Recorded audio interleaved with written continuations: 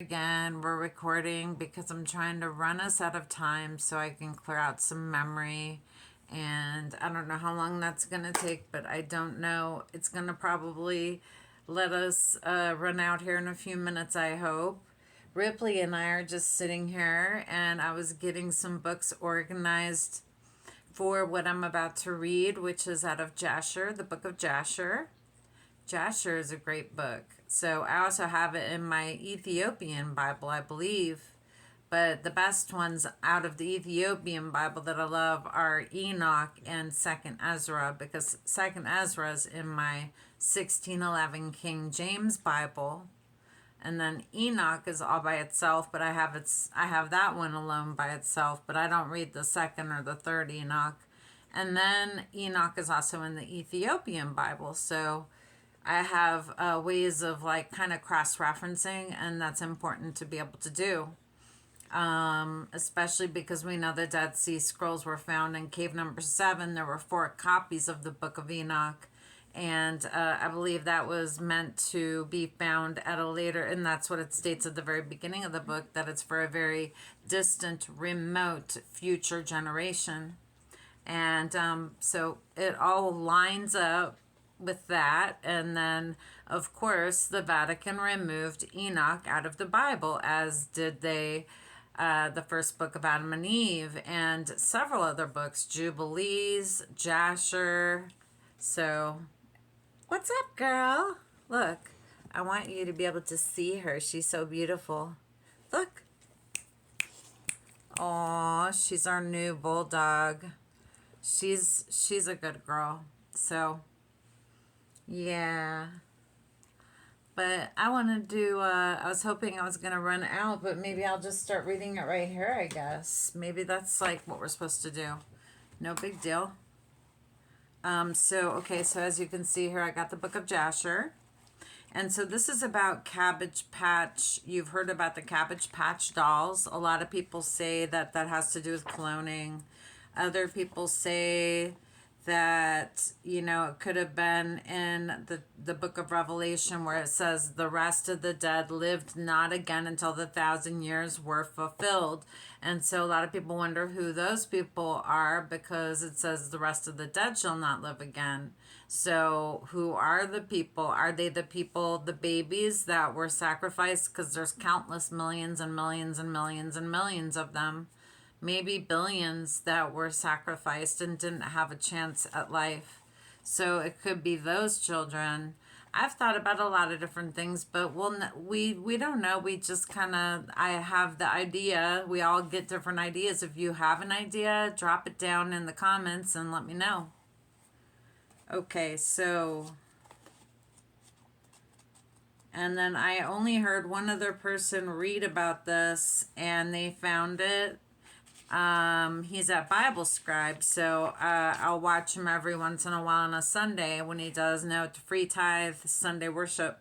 And I happened to see that the subject got brought up, and I was very interested in to hear about it. So it starts at chapter 76, verse 54. But let me see if, to get the context correctly, if that's... Okay, I'll start at 52. And Pharaoh called unto all his servants, saying, Go now and seek throughout the land of Goshen, son born to the Hebrews shall be cast into the river, but every daughter you shall let live.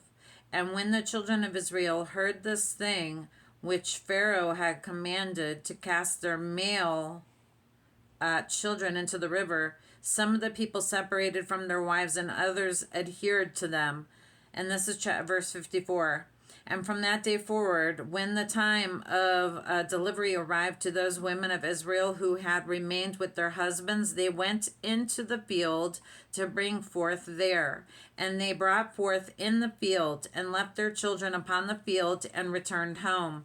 And the Lord, who had sworn to their ancestors to multiply them, sent one of his ministering angels, which are in heaven, to wash each child in water, to anoint and swathe it, and to put into its hands 2 smooth stones, from one of which it sucked milk, and from the other honey. And he caused its hair to grow to its knees, by which it might cover itself, to comfort it, and to cleave to it, through his compassion for it.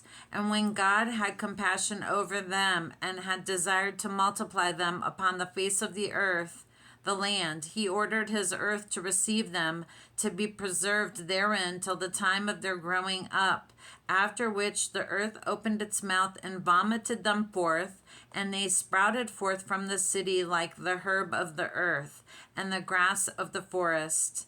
And they returned each to his family and to his father's house, and they remained with them. And the babes of the children of Israel were upon the earth like the herb of the field, through God's grace to them. And when all the Egyptians saw this thing, they went forth, each to his field, with his yoke of oxen and his plowshare, and they plowed it up as one plows the earth at seed time. You guys, that's so awesome. That's crazy. So awesome. So when you think about the Cabbage Patch, if you are seeing these conspiracy theories about Cabbage Patch dolls, remember that it is biblical. It's in the Bible. And it talks about this very thing. So I believe that at the end of the 1,000-year millennial reign, when those nations that did not go up and serve and like make offerings up during at the main festival, they would not receive rain. And there were people that were left behind. There was also babies and children being born during that time. So I believe that basically the opposite side team, the bad team, they knew that it was coming to an end when the 1,000-year millennial reign ended. And they founded all of these places, all of these different Masonic lodges in different places. They all say founded outside. The sign says founded. And they are the free Masons. Get it? They get a bunch of stuff for free. And it just goes on and on and on and on. But anyways, so I thought that was interesting. I thought that I would make a quick video about that. And that's that. You all have a wonderful evening. Good night.